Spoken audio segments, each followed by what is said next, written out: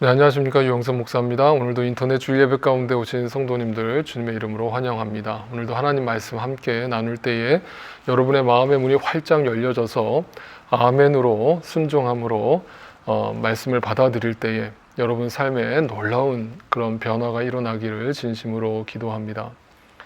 여러분, 신앙생활이라는 것이 뭐라고 생각하십니까?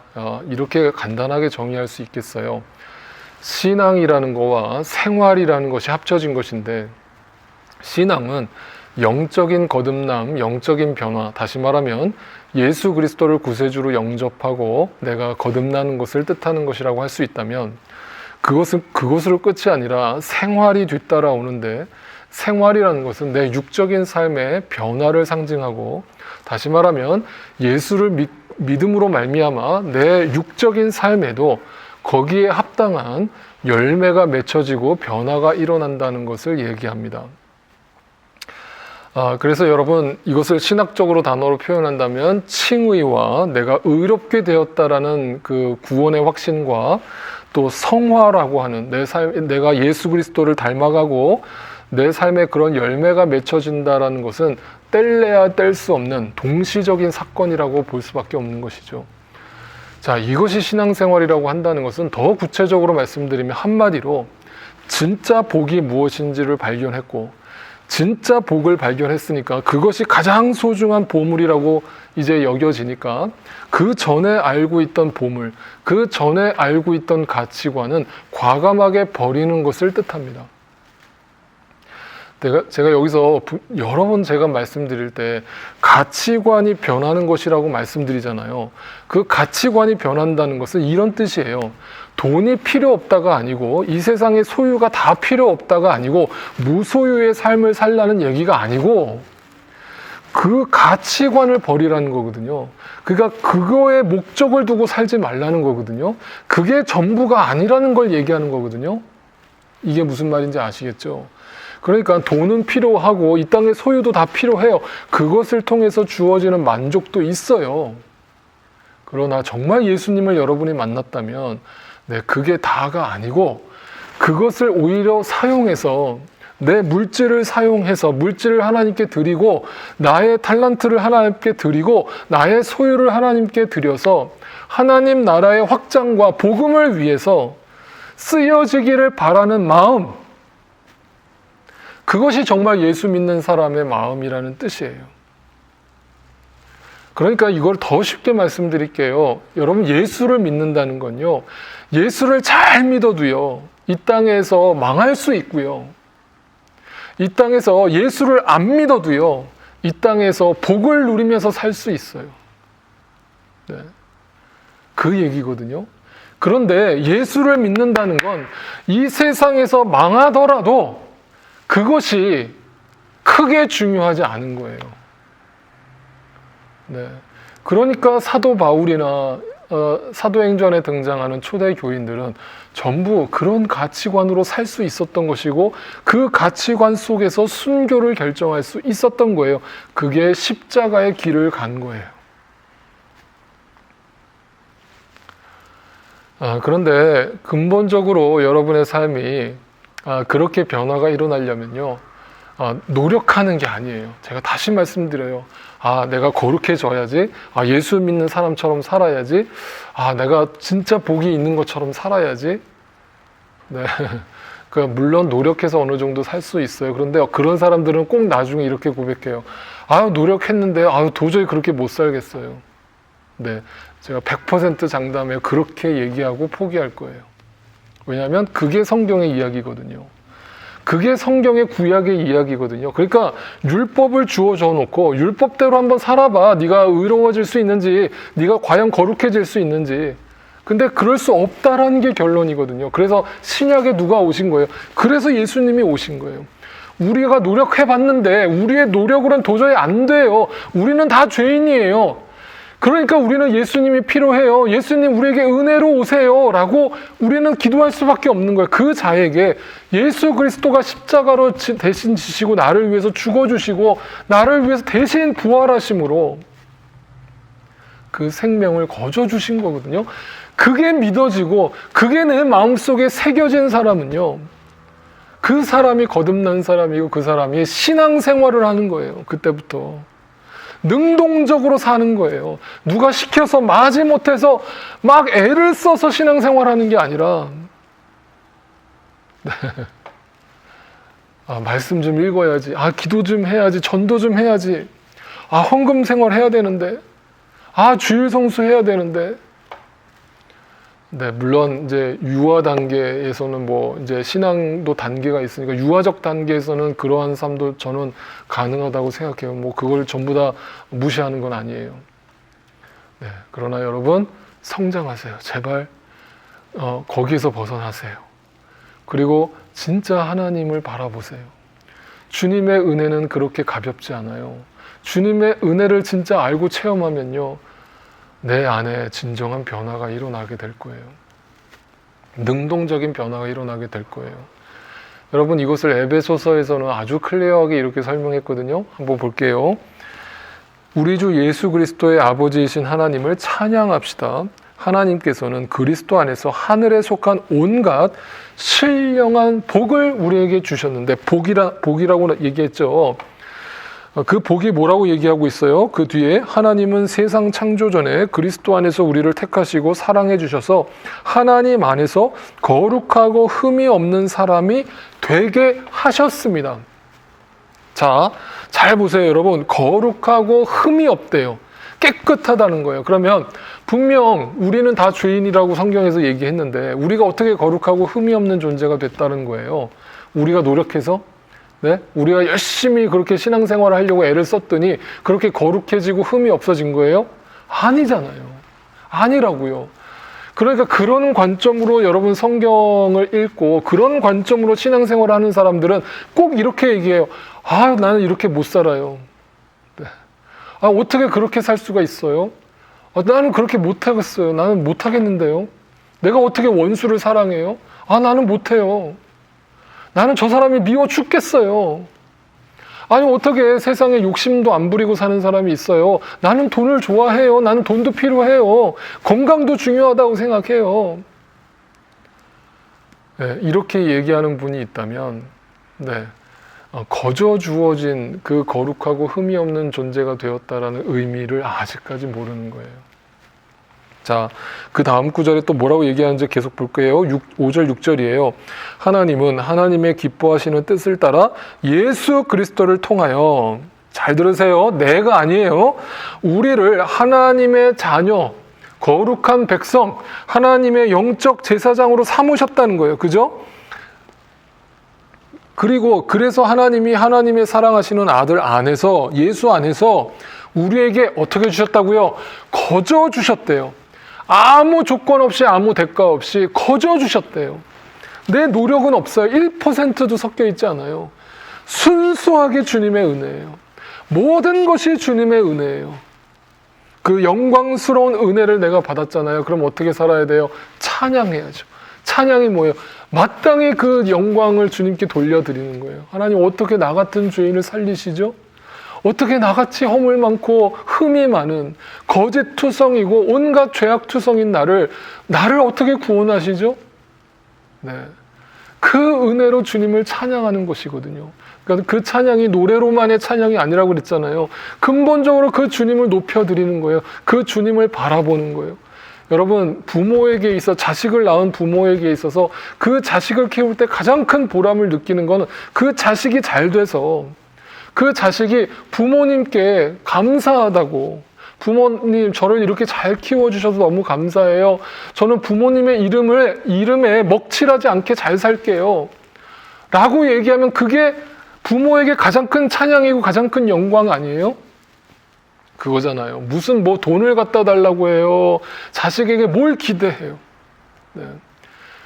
그거잖아요. 하나님이 원하시는 게 그거거든요. 주님의 이름을 망령되이 일컫지 않고, 내 주님의 이름을 이 세상에서 주님의 이름을 나 때문에 더럽혀지지 않고, 내가 예수 믿는다는 것이 얼마나 자랑스럽고 그것이 하나님께 영광이 되고 하나님이 그것을 보실 때에 고맙다, 형선아 고맙다, 네가 그렇게 살아주니까, 네가 그렇게 증인된 삶을 살아주니까 내가 이렇게 드러나는구나. 고맙다. 네, 그것이 하나님께 영광이 되는 것이고 찬양이거든요. 그것이 새 노래로 찬양하는 것이거든요. 내 삶으로 주님을 찬양하는 것이에요. 그래서 여러분, 오늘 시편 16편은요 다윗이 썼는데, 이 다윗이 그 진짜 복이 무엇인 줄을 알고 그 주님을 찬양하고 있거든요. 이것이 신앙생활이고 이것이 믿는 자의 고백이라는 것을 우리에게 증거해주고 있어요. 한번 하나하나 살펴볼게요. 1절이에요. 하나님, 나를 지켜주십시오. 내가 주님께로 피합니다. 여러분, 주님께로 피한다라는 말은 다시 말하면 이런 뜻이에요. 주님만을 사모합니다 라는 뜻이에요. 주님만을 바라봅니다. 주님이 나에게 가장 큰 복을 주시는 분입니다 라는 고백이에요. 그러니까 나를 지켜달라고 기도하죠. 나를 맡긴다는 거죠. 그 주님을 주인으로 인정했다는 거죠. 그러면서 뭐라고 고백해요? 2절이에요. 나더러 주님에 대해 말하라면, 이렇게 얘기해요. 그러니까 누가 너 주님 믿는다고 하는데, 너 하나님 믿는다고 하는데 그 하나님이, 그 예수님이 당신에겐 도대체 누구십니까? 당신에게 예수는 누구요? 라고 누군가 나에게 묻는다면 이렇게 대답할 거라는 거예요. 2절이에요. 하나님은 나의 주님, 주님을 떠나서는 내게 행복이 없다 하겠습니다. 저는 이 시편 16편의 고백이 너무 좋거든요. 이게 진짜 저의 신앙의 고백이 되기도 하거든요. 정말 그 주님을 한 분만으로 내 삶의 만족을 삼고 주님 외에는 행복이 없다 말할 수 있는 사람이 있다면 그 사람이 크리스찬이에요. 그 사람은 정말 예수님을 만난 사람이에요. 인격적으로 만난 사람이에요. 그 주님의 사랑을 체험한 사람이에요. 그 주님의 거저 주신 사랑을 체험한 사람이에요. 나 같은 죄인 살리신 그 은혜를 아는 사람이에요. 그러니까 그 복을 발견한 사람, 그 진짜 가치관을 발견한 사람이 여러분 이 세상의 복을 구하면서 살까요? 이 세상 복에 일희일비하면서 살까요? 그 세상의 복에 사라질까 봐 두려워하면서 벌벌 떨면서 살까요? 있을 수 없는 일이겠죠.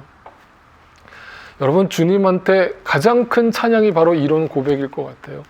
주님 한 분밖에는 저에게 만족이 없어요. 네, 주님은 저의 가장 큰 행복이에요 라고 여러분이 고백하신다면, 삶으로 고백하신다면 주님은 그거보다 더 귀한 찬양은 없을 거라고 생각하실 거라고 믿어요. 여러분, 예전에 나폴레옹이라고 황제 기억하시죠? 그 나폴레옹 군대가 역사 속에서 가장 충성심이 강한 군사들로 채워진 그런 군대, 막강한 군대였다라고 알려져 있는데, 그 이유가 뭔가를 알려주는 좋은 예화가 하나 있어요.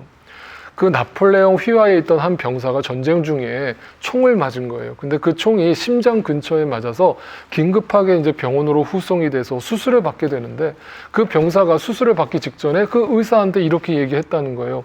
선생님, 제 심장 수술하실 때 조심해 주세요. 제 심장에 박혀 있는 나폴레옹 황제의 이름마저 걷어내지 않도록 조심해 주세요. 이런 멋진 말을 했다라고 알려져 있어요. 되게 소설 같은 얘기지만 굉장히 느껴지는 바가 크지 않아요? 그 나폴레옹 군대가 막강할 수 있었던 이유는 그런 군사들로 채워져 있었기 때문이거든요. 정말 자신의 주군으로 따르던, 그 자신의 대장으로 여기던 그 나폴레옹 황제가 자신의 심장 속에 박혀 있다라고 고백하는 사람, 그 나폴레옹 황제 때문에 저는 살아요, 그 나폴레옹 황제가 나의 가장 큰 행복이에요 라고 말할 수 있던 그 병사는요, 그것이 걷어질까 봐, 그것이 내 심장에서 빠져나올까 봐 그게 두려웠거든요. 내가 지금 죽는 게 두려운 게 아니거든요. 그렇다면 여러분, 예수 믿는 게 그와 같아야 되지 않겠어요? 하물며 눈에 보이는 사람에게도 그런 충성심이 나온다면 어떻게 그 영원하신 하나님을 만났다라고 하는 사람이 그 나를 영원한 죄악에서 구원하여 주신 예수 그리스도를 구세주로 영접하고 그분을 주님으로, 나의 주군으로 모시고 살아가는 자의 고백이 어떻게 그거보다 못할 수가 있겠어요?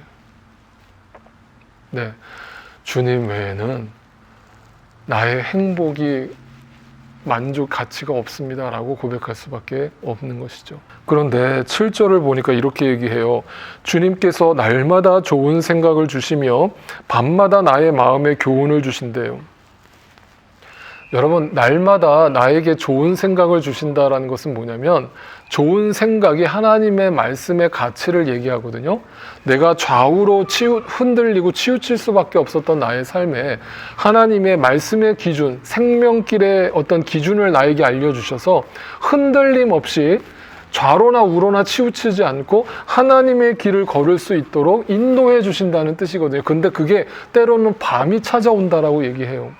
여러분, 성경에서 밤이라는 건요, 그 혼돈의 시간, 방황의 시간을 뜻하잖아요. 고난의 시간을 뜻한단 말이에요. 그러면 때로는 하나님이 나의 길을 인도하신다고 할 때, 여러분, 때로는 하나님이 대낮만 나에게 허락해 주시는 것이 아니라 때로는 나에게 밤을 허락해 주실 때가 있어요. 그죠? 그러면 그 이유가 뭘까요? 하나님 나를 그렇게 사랑하신다고 하시면서 왜 나에게 밤을 주세요? 나에게 낮만 주셔야죠. 그 정오의 밝은 태양만 나에게 비춰주셔야죠. 왜 내 삶에 이렇게 밤을 주세요? 라고 고백하는 사람이 있다면 정말 그 하나님이 나와 함께하고 계시는가를 믿는 사람인지 한번 의심해 봐야 되겠죠.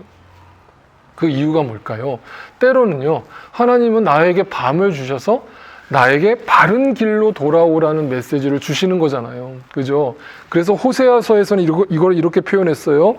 그러므로 내가 이제 가시나무로 그의 길을 막고 담을 둘러쳐서 그 길을 찾지 못하게 하겠다. 그러니까 이게 뭐예요? 한마디로 내 삶에 밤을 허락하시겠다는 거 아니에요. 근데 이유가 뭐예요? 그 뒤에 보세요. 그가 정부를 쫓아서, 그러니까 뭐냐면 그가 지금 영적 간음을 저지르는 거예요. 그러니까 남편을 떠나서, 신랑을 떠나서 다른 남편에게 기웃거리는 거예요. 그들을 따라잡지 못할 것이고 그들을 찾아다녀도 어디에서도 만나지 못할 것이다. 그제서야 그는 이제는 발길을 돌려서 나의 남편에게로 돌아가자. 내 신랑에게로 돌아가야지 나의 형편이 지금보다 그때가 더 좋았다 할 것이다. 마치 탕자처럼 내가 이제 아버지께로 돌아가야지 라는 생각을 하게 된다는 거예요. 왜? 언제? 그 돼지 우리에서 쥐염 열매를 먹게 되는 순간에 그 아버지가 떠오르는 거거든요. 그러면 그 고난은 그 영혼에게 축복이에요? 축복이 아니에요? 축복이에요. 그래서 고난이 크리스찬에게는, 믿는 자에게는 고난 자체로 끝나지 않는 거예요. 여러분, 우리의 삶에 고난이 찾아올 때 여러분 반드시 기억하세요. 그것은 주님이 우리에게 주시는 가장 강력한 사랑의 음성이에요.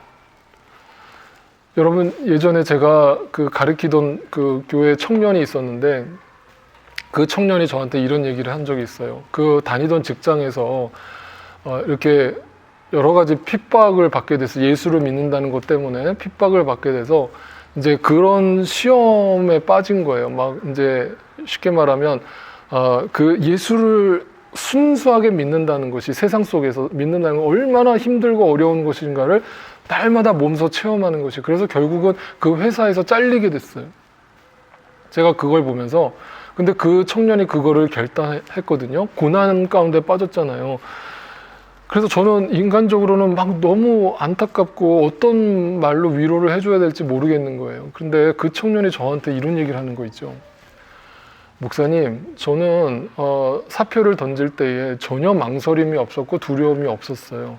저는 하나님을 만났고 그 하나님을 믿기 때문에 하나님을 내가 믿지 못할까봐, 그 하나님을 내가 온전히 바라보지 못할까봐 그게 더 두렵지, 세상 직장을 잃은 게 뭐가 두려워요? 다시 또 그 기회는 찾아올 거라고 믿고 하나님 나 굶어 죽지 않게 할 거라는 믿음으로 저는 살아요. 저는 망하더라도 하나님을 잃어버리는 것이 더 두려워요. 제가 그 얘기를 듣는데 마치 제가 그때 전도사 때였는데 제 이렇게 머리를 한 대 띵하게 맞은 것처럼 충격을 받았어요. 여러분, 그게 새 노래로 찬양하는 거예요. 그게 진짜 믿음의 고백이거든요. 그러니까 그 고난이 고난으로 끝나는 게 아니라 아이고 하나님 왜 나에게 이 고난을 주세요. 그 사람은 정말 하나님을 온전히 믿는 사람이라고 할 수 없겠죠. 그 청년처럼 하나님, 이 고난은 전혀 두렵지 않아요. 오히려 이 고난 속에서 내가 하나님을 바라보지 못할까 봐가 그게 더 두려워요. 네, 이렇게 고백하는 사람이라면 정말 그 사람 속에 예수 그리스도가 역사하지 않겠어요? 그래서요, 오늘 본문은 이렇게 얘기해요. 8절이에요. 주님은 언제나 나와 함께 계시는 분, 그가 나의 오른쪽에 계시니 나는 흔들리지 않는다. 여러분 성경에서 오른팔, 오른쪽, 하나님의 오른쪽에 항상 등장하는데 그것은 하나님의 구원을 나타내는 상징적인 표현이죠. 그러니까 아까 얘기했듯이 거저 주어진 하나님의 은혜로 내 노력으로 인해서 이게 벗어날 수도 없고 실패할 수도 없고 하나님의 구원의 강력한 오른팔로 나를 끝까지 붙들고 그분이 나를 인도하고 계시다라는 그 믿음 안에서 하루하루를 사니까 밤인들 찬양을 안 하겠어요? 낮인들 찬양 안 하겠어요?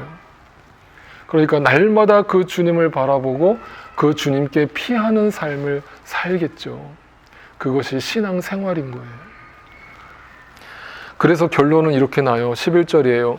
주님께서 몸소 생명의 길을 나에게 보여주시니 주님을 모시고 사는 삶에 기쁨이 넘칩니다. 할렐루야. 주님께서 내 오른쪽에 계시니 이 큰 즐거움이 영원토록 이어질 것입니다. 할렐루야. 여러분 이 찬양이 있으십니까? 이 고백이 있으십니까? 여러분 정말 이 고백이 마음속으로 믿어지시고 고백되어지십니까? 그렇다면 여러분은 크리스찬이에요.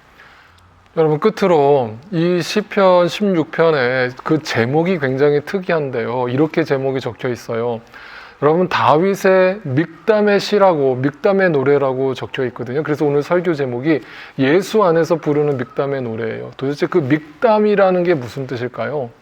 믹담이라는 것은요, 황금이라는 뜻이기도 하고요, 순결한 금을 뜻하는데요. 그만큼 가치 있고 고결하고 귀하다는 뜻이라고 보시면 돼요. 그렇다면 이걸 이렇게 풀어야 돼요. 다윗의 믹담의 노래, 믹담의 시라고 한다는 것은 다윗이 썼던 수많은 시가 있잖아요. 이 150편 시 중에. 그 중에서 가장 최고, 가장 아름다운 노래, 가장 가치 있는 노래라고 평가받는 시 중에 하나라는 거예요. 그런 뜻이거든요. 그러니까 믹담의 노래를 부르는 자는 뭐냐면 이 세상에서 가장 아름다운 노래를 하는 사람, 이 세상에서 가장 아름다운 고백을 던지는 사람을 뜻하는 거예요. 근데 그걸 지금 다윗이 고백하고 있는 거예요. 다윗은요, 그 하나님 안에서 그 믹담의 노래를 부르고 있어요. 가장 아름다운 노래. 주님 외에는 나는 행복의 기준이 없습니다. 주님이 나의 가장 큰 행복의 가치입니다.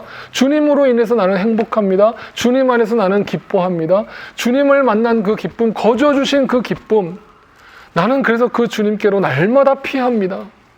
그러니까 그 주님은 날마다 나의 삶의 말씀의 기준으로 나를 붙들어 주시고 나를 인도하고 계시다는 그 믿음으로 나는 오늘도 삽니다. 주님, 내가 때로는 저 사망의 음침한 골짜기를 걸을지라도 주님이 그 속에서도 오른팔로 나를 붙들어 주시고 나와 함께하고 계심을 나는 믿기 때문에 나는 오늘도 그 주님을 사모하고 주님을 찬양합니다. 이런 고백이라고 할 수 있는 거예요. 이게 시편 16편이고 이것이 신앙생활이고 이것이 크리스찬의 근본적인 찬양이에요.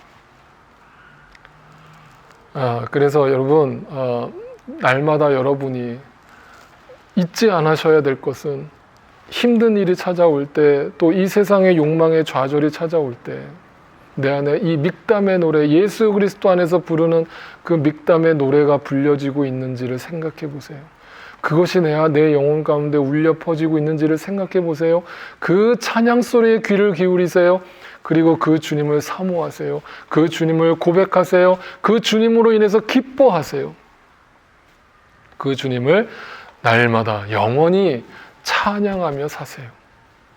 네, 이것이 우리 믿는 자들의 삶임을 절대로 잊지 마세요. 주님은 우리의 기쁨이십니다.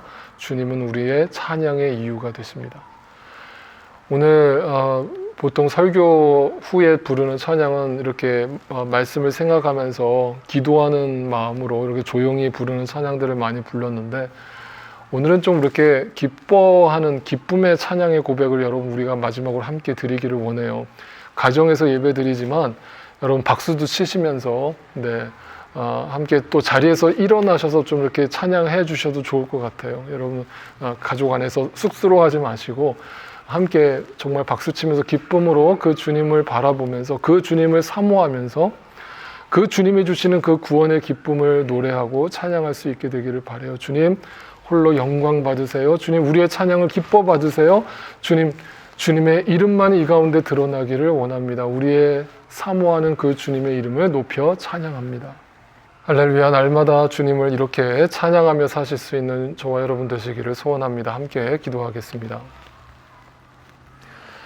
주님 찬양합니다. 주님 사랑합니다. 내 진정 사모하는 주님, 오늘도 주님께로 피합니다. 어둠의 음침한 골짜기를 걸을지라도 오늘도 주께서 나와 함께 하심을 믿기 때문에 때로는 내 삶의 고난과 고통을 통해서 주님께로 더 가까이 이끌어 주시고 계심을 믿기 때문에 온전히 주님을 의지하고 신뢰하고 찬양합니다. 세상 사람들이 구하는 잠시 있다가 사라지는 복이 아닌 영원한 복, 신령한 복을 나에게 거저 주셨음을 믿고 또한 감사드리고 주님을 찬양합니다. 그러므로 이제부터 예수 그리스도 안에서 거룩하고 흠이 없는 이 믹담의 노래로 날마다 주님께 영광 돌리며 살게 하옵시고, 아직도 이 세상이 주는 복을 온전히 버리지 못하고 나의 작은 믿음을 통해서 온전히 그 주님을 온전히 바라보지 못하는 그런 모습이 나온다면 하나님 나를 불쌍히 여겨주시고 그 하나님의 한량없는 사랑으로 은혜로 자비로 나를 다시금 품어주시고 오직 그 사랑 안에서 주님 품 안에서 날로 이 세상의 것을 버리고 더 성장해가는 제가 될 수 있도록 이끌어 주옵소서. 주님 고백합니다. 예수 안에만 진정한 복이 있고 예수 안에만 진정한 행복이 있음을 믿고 고백합니다. 예수 그리스도만이 나의 생명이요 나의 구원이심을 찬양합니다. 할렐루야. 주님 홀로 영광 받으소서. 주님 이 노래가, 이 믹담의 노래가 내 안에서 영원토록 멈추지 않게 하옵소서. 이제는 우리를 죄와 사망 가운데서 구원하여 주신 예수 그리스도의 놀라우신 은혜와 하나님 아버지의 그 크신 사랑하심과 성령 하나님의 역사하심과 충만케 역사하심이 날마다 예수 그리스도로 거저받은 그 은혜, 그 구원의 노래, 그 믹담의 노래를 날마다 찬양하면서 주님을 사모하면서 주님께 영광 돌리면서 다시금 신앙생활로 보답하며 살아가기로 다시금 결단하고 소망하는 우리 사랑하는 모든 믿음의 식구들의 삶 속에 이제로부터 영원토록 함께 하옵시기를 간절히 축원하옵나이다. 아멘.